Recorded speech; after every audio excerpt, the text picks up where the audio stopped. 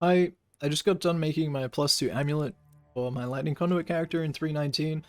I just wanted to go over the steps that I took to make this. The early stages you can absolutely use to get +2 for any skill gems that you like. You just get the +1 all skill, and you can pretty much pick at one stage which type of other +1 you want.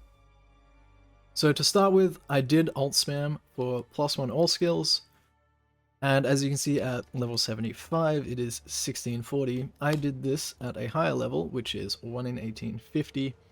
I wouldn't really go below 75, just in case later you have a spare suffix to play with, and then you will want to look into influence modifiers there to fill that out. You're going to be using Crayshit Chirales here to imprint along the way, and so I got very lucky and ended up with just a clean +1 all skills while alt spamming.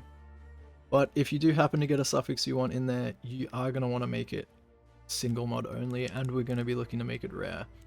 If you get it to this point, I would absolutely imprint it, bite the bullet, spend the money, imprint here, because we're going to want to null it off, and if we whiff, that was really nice, if we whiffed like this, we use our imprint, create a new imprint, and then just keep going until it's just the +1. Then we've got a new base to start on that we're always back to this point. We are going to be using our imprints as save spaces. We're not going to need to do that for too long, or it could be a long time depending on your luck, because we're going to need to regal and then annul off the mod again, because we need 3 open suffixes. Once again, if you miss and you hit the +1 all skills with your annul here, you basically go back, imprint, start again.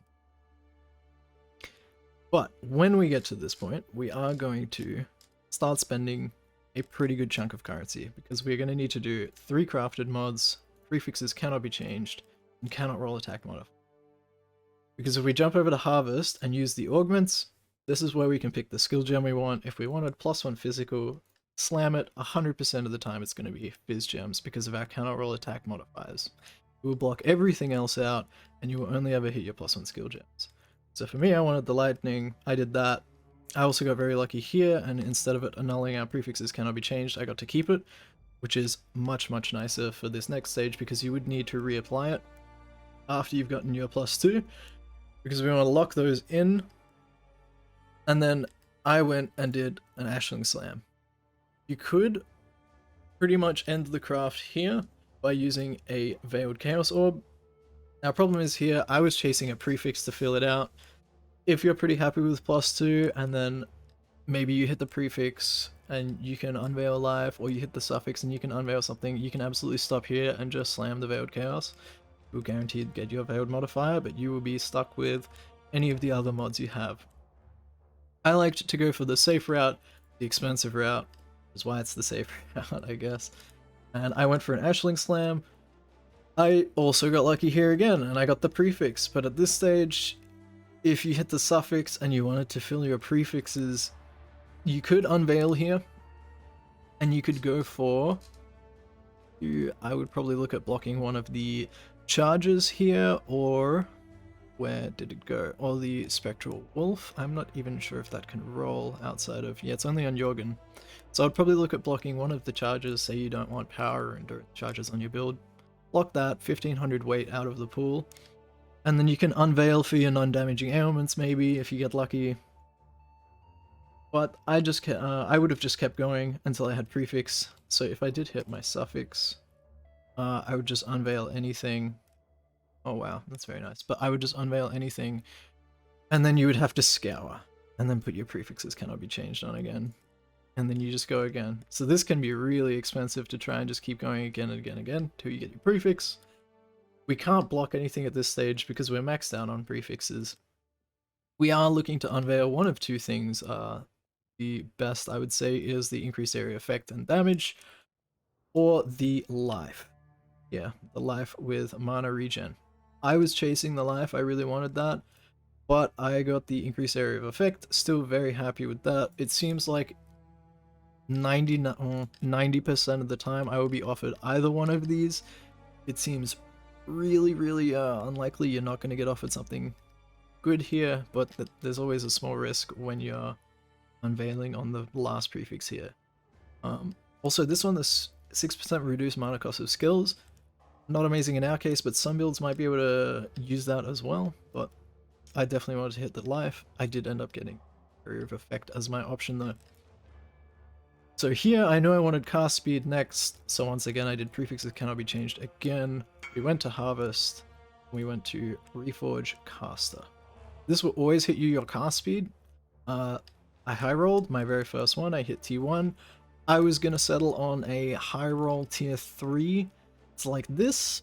I would say like I was looking for 10+% on cast speed, and I was gonna be very happy to stop there. Because if we whiff, we have to do prefixes cannot be changed, roll it again, and there's always the slight chance that it will fill up your suffixes. I'm not sure how likely it is that it's going to give you 3 suffixes here. Like, this seems pretty unlikely to come up. So once we're at this point, I had 2 suffixes to play with. I definitely didn't want the 3 because I did want to come through and craft my non-damaging ailments, which is somewhere here. So I did want to have an open suffix available if you do fill up your suffixes. I'm not sure how much there is to do on jewelry really without Eldritch currency on it. I would say it's too risky to throw the annul at it, but if you're feeling game, absolutely go for it. But I got here with the 2 open suffixes, so I went over to PoEDB and looked through all of the suffixes available for influence. We're looking at Crusader, Redeemer, Hunter, and Warlord, because we can just Eldritch Slam it here. And so I ended up settling on Redeemer, because getting the Mana Reservation Efficiency or the Grace Reservation Efficiency, the percent dex isn't awful. We can also get non-damaging ailments, spell suppression. I would say the low rolls here are the Warcry speed, the double damage if stunned, Purity of Ice, and the Hatred's not terrible, but I'm using it as a Divine Blessing. Some people aren't, somehow, maybe. And so we went here and we crafted on our Warcry speed, which is somewhere up near the shit here. I crafted on Warcry speed because, as you can see, it's got a 1500 weight. It is the heaviest because these are all grouped for a 2500. Crafted that on, went and got myself a Redeemer Exalt and slammed it. That's a very low. But you kind of stuck with whatever you get here. You don't have to do this point. You can absolutely pick a different influence if you like the modifiers better. I ended up getting percent dexterity.